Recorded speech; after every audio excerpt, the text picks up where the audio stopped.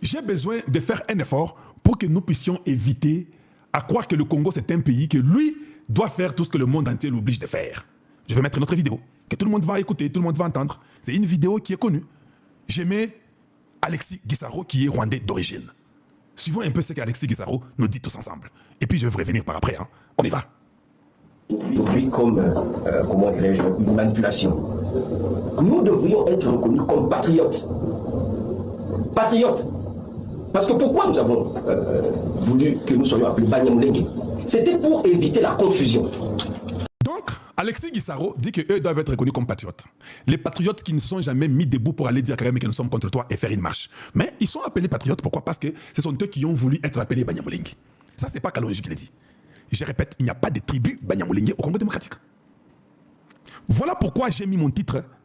Pourquoi toucher à la Constitution? Ce sont des éléments comme ça que nous devons traiter. Avec notre Constitution. Pourquoi nous devons la toucher? Avec des choses comme ça.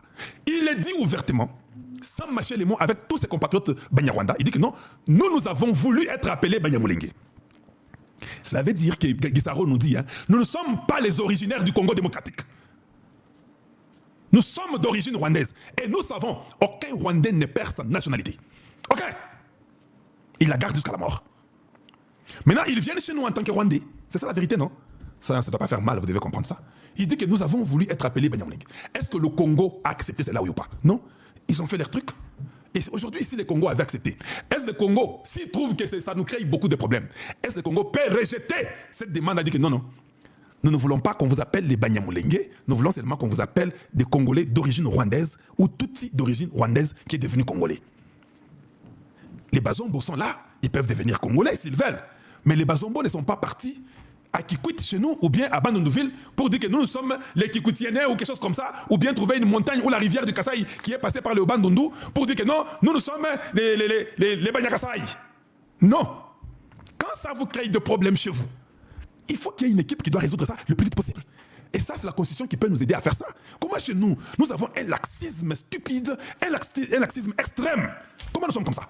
C'est comme si nous ne vivons pas sur la terre. C'est lui qui l'a dit, non? Suivez-le, suivez-le. Entre les sujets rwandais qui sont venus dans notre pays à la suite des massacres qu'il y avait dans leur pays. Non, là, c'est la démagogie. Il dit, d'autres Rwandais Tutsis qui sont venus dans notre pays à la suite des massacres. Non. Votre pays, vous l'êtes quand vous respectez les lois de votre pays. Vous aussi, vous êtes aussi venus sur les suites des massacres. Mobutu vous a pris. En 72, ton papa, c'est lui qui réclame qu'on mette le nom de Banyamulenge. Et tu l'as dit toi-même, c'est pas moi qui l'ai dit. Quelle est la différence entre toi qui es venu en 1932, en 1959, en 1962, en 1992, en 1998? Où est la différence? Vous venez tous d'une même nation, vous êtes tous les mêmes peuples, vous avez les mêmes grands-parents, vous avez vos origines rwandaises Tutsi. Où est la différence? Que toi tu es venu une période avant, maintenant lui, les Rwandais qui viennent après, lui, tu dis que non, lui n'est pas congolais, c'est toi qui es congolais et toi tu es patriote. Non, tu es rwandais. Si tu es patriote, dis-moi quand je souffre. Dis-moi ce que tu fais quand je souffre. Quand je souffre, tu t'étais, tu ne dis rien. C'est quand je commence à me retrouver, tu commences à dire que non, nous sommes des Congolais, nous sommes des patriotes comme ça. Arrêtez ces bêtises-là. Arrêtez ça. Les Tutsis rwandais subissaient des massacres. Vous connaissez l'histoire. En 1959, il y a eu des massacres. En 1972, je pense, il y a eu encore des massacres. Et ces populations se sont déversées dans notre pays, Zaïre de l'époque. N'est-ce pas? La façon qu'il dit que les populations sont déversées dans notre pays, l'histoire est vraie. C'est comme eux. Lui, c'est comme si lui ne s'était pas déversé dans ce pays-là aussi. Il est aussi l'un de ceux qui sont déversés dans ce pays-là. La personne qui ne s'était pas déversée dans ce pays-là, c'est Kalonji Mulumba. C'est toi, c'est moi. C'est pas lui. Lui, c'était aussi déversé. Il s'est soustrait. Non, les Tutsis rwandais se sont déversés dans notre pays. Toi, tu ne t'es pas déversé. Alors pourquoi vous avez décidé d'être appelé Banyamulenge? Parce que si vous n'étiez pas déversé, où étaient vos villages? Où étaient vos arrière-grands-parents? Où sont vos terres d'origine? Pourquoi vous êtes parti prendre le nom d'une montagne? Et nous avions estimé, comme il a dit, nos aînés, dont mon père était le leader à l'époque, se sont dit non. Pour éviter que demain, on puisse faire la confusion, nous prenons l'appellation Banyamulenge. Banyamulenge qui fait référence à la colline Mulenge, là où nos aïeux sont arrivés. Pour répéter. Voilà, là où nos aïeux sont arrivés. Donc leurs aïeux viennent d'où? Ils sont arrivés d'où? Ils sont déversés d'où? est-ce que Alexis Gisaro peut dire ouvertement que nos aïeux se sont déversés du Rwanda, ils sont arrivés à cette montagne-là qu'on appelle Mulenge et nous avons pris ces noms-là, nous avons décidé pour ne pas être confondus avec les autres. Le Congo ne vit pas comme ça. Un réfugié ne peut pas venir au Congo nous dire ce que lui décide sur le Congo. Que non, comme il y aura d'autres réfugiés qui vont se déverser, c'est comme moi, hein. Je vais vous dire, je prends mon exemple. Je viens aux États-Unis, j'ai la nationalité américaine, je dis non. Moi, j'aimerais que dans ma nationalité là-bas, vous devez écrire que nous sommes des Mont Colorado. Parce que nous sommes arrivés au Colorado les premiers. De peur que d'autres Congolais qui viendront au Colorado ne viennent pas s'appeler les Monts Colorado, quelque chose comme ça.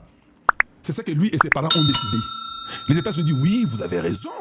Parce que d'autres Congolais qui vont venir, vous êtes venus au Colorado, on vous a trouvé là-bas, vous avez trouvé des montagnes dans le Colorado, parce que le Colorado, ce sont les montagnes. Hein. Et puis, nous vous avons donné les noms là des coordonnées. Maintenant, et là, pour se référencer Dieu, et ne peuvent pas prendre ce nom-là. Qui vous a donné ce droit-là? Une stupidité que Mobutu a signée. Une stupidité que la Constitution d'aujourd'hui doit rejeter. Aucun réfugié qui devient Congolais n'a le droit de prendre le nom d'une place quelconque, d'une montagne, d'un arbre, je ne sais pas de quoi, d'un terrain ou d'une cité pour dire qu'il vient de cette cité-là. Non, ça sera effacer l'histoire. Chaque réfugié garde son origine, mais il dit seulement que je suis Congolais d'acquisition full stop. C'est clair. Ça, on n'a pas les gens qui peuvent se mettre autour d'une table pour parler. Ça, vous ne pouvez pas parler de ça. C'est ça qui nous crée des problèmes au Congo, non? Parce que tous les Rwandais qui viennent au Congo, tous les Tutsis, fuient et disent qu'ils sont les Banyamulenge. Tous les Tutsis fuient. Ils viennent du Rwanda hier. Aujourd'hui, ils s'appellent Banyamulenge. Il n'y a pas la différence. Ils se ressemblent. Ils sont Tutsis. Comment vous saurez ça? Est-ce qu'il n'y a pas une réflexion pour dire que non, non, nous enlevons le truc des Banyamulenge, les Congos refusent. Ici, toute personne qui a la nationalité devient Congolais et on écrit là dans son passeport ou sa carte d'origine rwandaise. Full stop. Vous ne trouvez pas que ça va aider nos enfants? Ou bien vous vivez seulement pour vos ventres, vous vivez seulement pour vous-même? Vous ne pensez pas? C'est une question que je pose. Vous ne pensez pas que c'est très important et que nous devons toucher? Pourquoi il faut toucher la Constitution? À cause des choses comme ça, on doit toucher la Constitution. Vous ne pensez pas? Parce que demain, il y aura un groupe qui viendra de Centrafrique qui va aller attraper une forêt de l'Équateur qu'ils vont appeler la forêt Mambenga. Et ils vont dire qu'ils sont des Banyamambenga. Finalement, nos villages, nos tribus, nos ethnies vont disparaître parce que les gens viendront avec le nom des Banyamulenge, les noms des Mambenga, les noms des rivières Kasaï, et ils vont venir, ils vont commencer à entrer chez vous, et c'est fini, après 200 années, vous êtes partis. Vous avez disparu. Vous ne trouvez pas qu'il faut enlever ces choses-là? Pouvez-vous quand même aimer la vidéo, hein? Vous la partagez, vous êtes content, vous suivez Kalonji TV. Hein? C'est bon, aimez aussi la vidéo, partagez-la s'il vous plaît. Voilà ce que je peux vous demander. Les propos de mon frère ici. L'initiative du papa. Je dis, il était leader, mais c'était une décision de la communauté. Nous parlons de nos aînés en politique. Et il était trop clair. Il parle de leurs aînés de la politique qui sont venus du Rwanda et qui ont voulu que ça soit ainsi. On les appelle les Banyamulenge.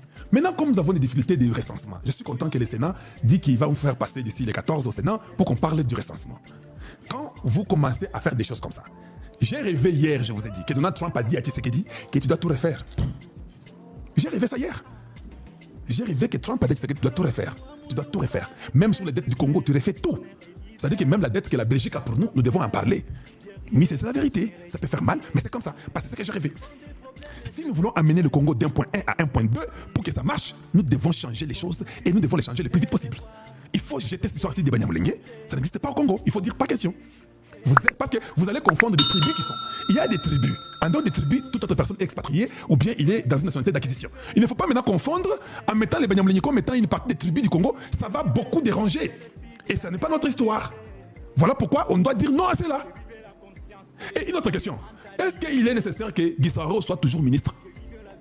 Donc il n'y a pas d'autres tribus dans le Congo là. Il faut prendre une communauté étrangère qui on doit garder un tout de cette communauté étrangère qui a dit lui-même qu'elles sont venues du Rwanda et puis on les sont appelés Banyamulenge et Tshisekedi dans son gouvernement doit l'avoir lui là-bas. De quel droit Tshisekedi est obligé de le garder lui là-bas pour de bon? C'est ça qui cache les pays. Est-ce que nous avons seulement un seul pygmée qui sont même les premiers originaires du Congo si nous voulons entrer à fond? Nous avons un seul pygmée qui est toujours au gouvernement qui n'a jamais parti jusqu'aujourd'hui. Quand vous faites ça, vous commencez à détruire votre nation. Moi je pense que le nouveau gouvernement qui arrive, Gisaro n'a plus place d'être ministre. Il n'y a pas la raison qu'il soit ministre. Nous ne sommes pas dans un pays des communautés ici. Nous sommes dans un pays de ceux-là qui ont le talent, qui peuvent montrer qu'ils sont capables, ils ont les postes, ils les méritent. Je parle d'un Congo de méritocratie. Et c'est très important. Ce n'est pas parce que tu es de la tribu de Tshisekedi que tu es Louba que tu dois avoir un poste. Si tu as la méritocratie, nous te donnons les postes. Si tu ne l'as pas, on t'enlève. On n'a même pas besoin de 20 ministres. 15 ministres suffisent. Parce qu'il y a tellement beaucoup à faire. Pourquoi on doit avoir 53 ministres? Pour quelle réalité, pour quelle raison? Et on doit nous remettre un certain Mouniamoulengue qui doit rentrer chaque fois comme ministre. Pour quelle raison? On a déjà fait les deals avec les Américains. On pouvait l'avoir gardé. Je vous avais dit qu'on devait les garder pour que quand nous arrivons aux États-Unis, on dirait aux Américains que non. Nous avons aussi les Mouniamoulengue là. Kagame ment. Mais cette carte-là est tournée. Les Américains ont compris que Kagame ment. Il n'y a plus moyen de garder quelqu'un qui était comme un safety net. The time is gone. It's done. Vous l'enlevez. Il n'y a pas ça. Qu'il y a que la méritocratie et que ces Rwandais là, les Tutsis comprennent que le Congo, ce n'est pas le Congo d'hier, ça c'est le Congo d'aujourd'hui, ça c'est le Congo de Kalonjwa Mulumba, c'est la méritocratie. Ce n'est pas n'importe qui peut venir au Congo parce que je suis un certain Mouniamoulengue, mon père est consort, je dois rester ministre. Ça doit passer et terminer. Ça vous prend combien de temps pour comprendre ça? Donc, il n'a plus besoin d'être ministre. Je peux commencer à vous citer, pas seulement lui parce qu'il est Tutsi d'origine, non, c'est un fait réel. Je peux commencer à vous citer des ministres qui sont plus importants aujourd'hui. Mouzito n'est pas important. Au budget, il fait quoi? Ah, je peux vous le dire. Même Liaou. Liaou n'est plus important. À la fonction publique, c'est le chaos. Il n'est plus important d'être ministre. I'm sorry. Je connais bien son papa. Je sais que son papa était aux États-Unis. Je sais que son papa, avec mon père, mes oncles, ils étaient ensemble. Ils ont travaillé dans l'UDPS. Mais son fils a montré ses limites. Il a donné tout ce qu'il pouvait donner. Et on commence à doubler, à tripler les chiffres. Il n'y a pas de gens qui sont là et qui peuvent dire que moi, je suis incontournable. Non! À un moment donné, même Jean-Pierre Bemba, on n'aura plus besoin de lui. Parce qu'à un moment donné, we have to move on. Tu fais ton temps et then you gotta go. Il y a d'autres gens des MLC qui peuvent venir et prendre le poste et continuer. Oui, je sais, j'ai appris, Jean-Pierre Bemba, que tu as target beaucoup de gens qui sont des directeurs généraux parce qu'ils viennent de la province du Kasaï. Tu les as tous chassés. Je suis au courant de ça. Je ne parle pas de ça. C'est pas très important. Moi, je suis pas dans ces débats-là. Mais il faut être très prudent, de peur que tu ne tombes pas dans les jeux, de commencer à targeter qui sont les frères de Tshisekedi ici. Ça ne marche pas avec Alonji. Moi, j'aimerais la méritocratie. Tu ne peux pas aller après tous les directeurs de l'IDPS parce qu'ils sont nommés par Tshisekedi, les enlever pour mettre les tiens. Ça, c'est quel pays? Voilà pourquoi il faut toucher la Constitution. Il faut que tous les pouvoirs reviennent à Tshisekedi. Quand ça ne va pas, c'est Tshisekedi. Quand ça va, c'est Tshisekedi. Commencer à départager. Quand ça va, c'est Tshisekedi. Quand ça ne va pas, c'est un ministre. Non, donnez-lui tous les pouvoirs, puis quand ça ne va pas, nous puissions aussi dire que c'est Tshisekedi. Voilà pourquoi nous devons toucher la Constitution. Ça, c'est n'y a que chez Kalonji que vous suivez ça. Beaucoup de ministres doivent plier bagage et partir. On n'a plus le temps, il n'y a pas maintenant les chantages. Tshisekedi n'a pas de chantage.